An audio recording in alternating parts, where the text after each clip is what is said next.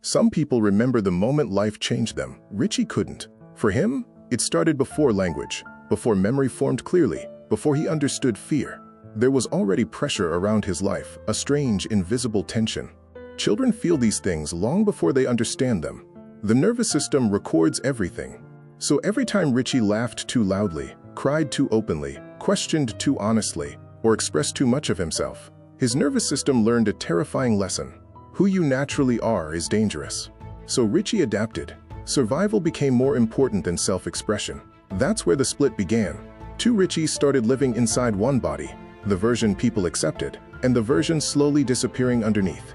If you feel exhausted from pretending, this story may explain why. Stay with me until the end. Because Richie's story doesn't end in silence. Every time Richie expressed himself, something changed. A look, a sigh, a shift in tone. To a child, those moments felt enormous, so he learned a painful lesson. Honesty was dangerous, not because anyone said it outright, but because the body learns through repetition. Richie adapted. Stay careful, stay manageable, stay quiet enough to belong. Over time, he stopped knowing where the performance ended and where he began. He didn't lose himself overnight. He lost himself adaptation by adaptation, silence by silence, rejection by rejection. And the version people praised most became the version furthest from who he really was. He learned the rules quickly. Children do, especially when love feels tied to performance. So Richie studied reactions and figured out what kept connection alive. Stay quiet, stay agreeable, stay manageable. He became skilled at reading rooms, shrinking himself, and becoming whatever kept others comfortable. From the outside, it looked mature. Inside, his real self was being abandoned for survival. And once survival takes over, the question changes from, who am I, to what version of me keeps me safest? Eventually, the mask became so normal, even Richie forgot he was wearing one. But suppressing yourself never destroys the real you. It only buries it. Over time, two Richies lived inside one body, the version people accepted and the version disappearing underneath. One learned to function, smile correctly, and survive unsafe rooms. That version was praised because it was predictable and easy to handle. But underneath, the honest, emotional, creative Richie still existed. He didn't die. He was buried beneath years of adaptation. Externally, life kept moving. Internally, Richie felt absent from his own life, as if he were watching himself exist instead of truly living. That kind of loneliness is heavier than being alone. It's being surrounded by people and still unseen. And eventually, the buried self began pushing back. Whenever Richie tried to speak honestly, ridicule followed, sometimes openly, sometimes disguised as humor or dismissal. The message was always the same. Your truth makes people uncomfortable. So even when he spoke carefully. Even when he opened up, he only opened halfway. The world rewarded the version of him that stayed small, agreeable, and controlled. But when the deeper Richie surfaced, people grew uneasy. Over time, honesty stopped feeling vulnerable and started feeling dangerous. So Richie learned to silence himself before anyone else could reject him. Yet something inside him refused to disappear. A faint, persistent voice, waiting for the day he would stop apologizing for existing honestly. The faces changed throughout Richie's life, but the pressure stayed the same. Different people, different places, same tightening. Edit yourself, filter your emotions, shrink your truth. Over time, the pressure moved inside him. Even in safe rooms, his body still prepared for danger. Every conversation became calculated. To most people, he seemed quiet and thoughtful. Inside, he was fighting for oxygen, trying to keep parts of himself alive beneath years of suppression. Eventually, the cost of pretending became unbearable. Exhaustion, anxiety, numbness, the feeling of becoming invisible to himself. Richie was often surrounded by people and still felt unseen. That was his real loneliness. Not being alone, but being unknown. People met the edited version survival created, while the deeper Richie stayed hidden beneath layers of adaptation. The longer that continued, the more disconnected he became from himself. He kept functioning on the outside, while carrying confusion, grief, anger, and exhaustion inside. Sometimes he wondered, if people only know the version of me built for survival, has anyone actually known me at all? And that question haunted him. There were nights when disappearing felt easier than fighting another day to exist honestly. Carrying a hidden self for years is heavy. Pretending, suppressing emotion, monitoring every word, living disconnected from your own identity. Richie sat in that exhaustion often, not because he hated life, but because he was tired of fighting to live truthfully inside it. Every swallowed emotion and hidden wound had accumulated inside him. And yet, even in that darkness, something remained. A quiet voice that refused to abandon him. Soft, steady, calm. "I gotcha. Don't give up." Then the voice returned, not loudly, but quietly, the way truth often does. In the middle of exhaustion, numbness, and loneliness, Richie heard it again. "I got you. Don't give up." What struck him was this. The voice never spoke with shame. It never mocked him or demanded performance before love. It spoke with steadiness and compassion, as if it knew even the parts he had hidden. And Richie realized something that changed everything. The voice had always been there, even before fear and masking. The battle inside him was not proof he was broken. It was proof something real in him had never stopped fighting to live. Richie realized the voice had always been there, before fear, before masks, before survival became his identity. Beneath all the conditioning, something inside him remained untouched. For the first time, he began separating who he truly was from, who fear trained him to become. The silence, the shrinking, the self-erasure, they were learned. That meant they were never his original nature. So Richie stopped seeing himself as broken and started seeing himself as buried. There's a difference. Buried things can still be recovered. And that realization brought both grief and hope. Grief for how much of himself he had abandoned, and hope because the truest part of him had survived. Years passed, and Richie became very good at surviving. So good that most people never noticed the war inside him. He learned to function while exhausted, smile while disconnected, and appear calm while suppressing himself inside. But survival becomes dangerous when it is mistaken for living.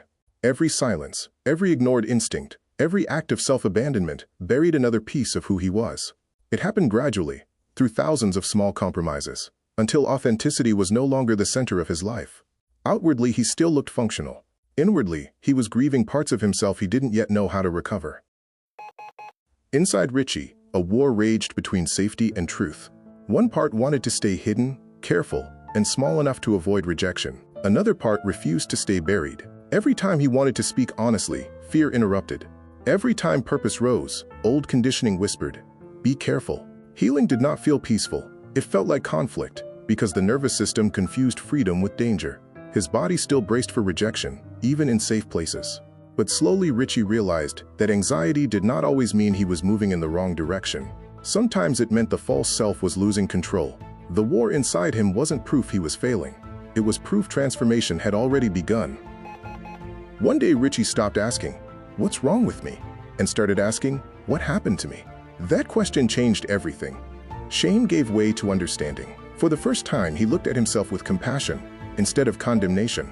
The silence, fear, and self-erasure were not random flaws. They were adaptations. A nervous system trained to survive environments where authenticity felt unsafe. Suddenly, his patterns made sense. Of course, honesty felt dangerous. Of course, he felt disconnected from himself. He had spent years abandoning parts of himself to belong.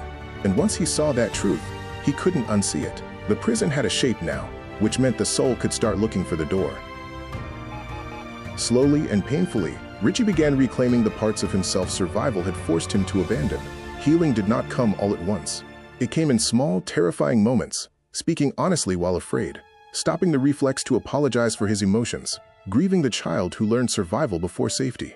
At first, freedom felt unfamiliar and even dangerous. Old patterns still pulled him towards silence, but something had changed. He could no longer pretend he didn't see the prison. So he kept returning to himself piece by piece. The honesty, the creativity, the sensitivity, the passion.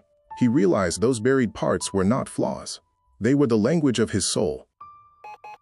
For the first time in his life, Richie spoke while trembling, instead of waiting to feel fearless. He had believed courage meant the absence of fear. Healing taught him otherwise. Courage is honesty in the presence of fear. So he stopped waiting for confidence and spoke anyway. Even when his voice shook, his chest tightened, and his body begged him to retreat. Every honest moment weakened the prison a little more. Little by little, fear stopped controlling his identity, and people began hearing something different in his voice. Not performance, but presence. His words carried weight because they had been fought for. The more honest Richie became, the more resistance appeared. People who were comfortable with the silent version of him grew uneasy with the truthful one. Boundaries created tension. Healing exposed unhealthy relationships, false identities, and the painful cost of all he had sacrificed to stay accepted. At times, he almost retreated, but he noticed something important. Resistance grew strongest whenever he moved closest to truth. So he stopped seeing discomfort as proof he should go backward. He began seeing it as evidence that transformation was happening. Underneath all the fear and pushback, the same steady voice remained. I gotcha. Don't give up. The voice never left him. Through every setback, every wound, every lonely night, it remained. Sometimes faint beneath anxiety and exhaustion, but always there. What changed Richie most was this. The voice never demanded perfection. It stayed when he doubted, regressed, or wanted to hide again. After a lifetime of believing love was conditional, that mattered deeply. Slowly he began trusting that voice more than fear. It reminded him, you do not have to disappear to deserve love. And as he kept choosing truth, something stronger than numbness grew inside him. Integrity, the alignment between who he was within and who he was becoming in the world. Richie finally understood he was never fighting merely to survive. He was fighting to become fully alive. For years he thought the goal was just to hurt less, to quiet the anxiety and escape the pressure. But healing revealed something deeper. The deepest part of him was trying to return to life. Real life, not performance, not hiding, not masks built for survival. The battle had always been about becoming whole, and for the first time, Richie stopped seeing his sensitivity as a burden. It was proof the real him had survived. Survival, he realized, was meant to be a bridge, not a home. Now he wanted more than existence. He wanted to live truthfully. Richie's pain became language for people who had spent their lives choking on silence. That was the part he never expected. The wounds he once tried hardest to hide became the very things helping others feel understood. Not because he was perfect, but because he was real. In a world built on performance, realness feels rare enough to heal people. His honesty gave people permission to stop pretending, to feel honestly, and to believe they were not weak for hurting. Slowly, Richie understood that his story was becoming a bridge, not just for him, but for others still trapped behind their own silence. The voice that was nearly silenced became the very voice used to heal others. Richie finally understood the pressure around his voice had always been tied to purpose. What he once saw as weakness became his greatest offering. Honesty that gave language to hidden pain, and proof that authenticity can be recovered. He no longer hated the sensitive child he once tried to outgrow, because that child had carried the voice all along. And now Richie spoke from it. Not perfectly, not fearlessly, but truthfully. So if you see yourself in his story, hear this clearly. The parts of you buried by fear may still be alive beneath the silence. Your voice still matters. And what the world tried hardest to silence in you may be the very thing you were made to bring into it. Do you know someone who made it through their childhood just like Richie?